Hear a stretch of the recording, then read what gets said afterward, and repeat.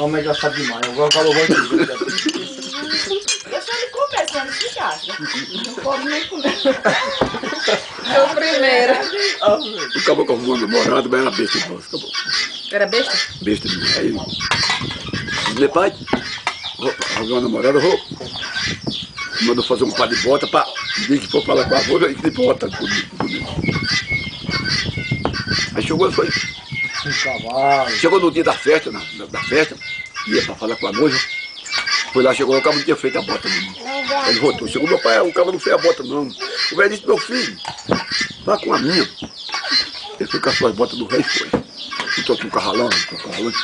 Chegou a festa, esperando por ele, o carralão riscou o cavalo. Bom dia, boa tarde, boa noite. Aí ele chegou lá e disse, o velho disse, meu filho, você chega lá, meu filho, se for de manhã você fica bom dia. Se for ao meio-dia você fica boa tarde, você fica boa tarde. Se for de noite você fica boa noite. Está certo, meu pai. Meu pai. Aí chegou, riscou lá um pouco do vidro, bateu o pau no olho da moça, riscou o cavalo. Disse, bom dia, boa tarde, boa noite. Você bota no meu pai porque a menina está feita. Como foi, homem?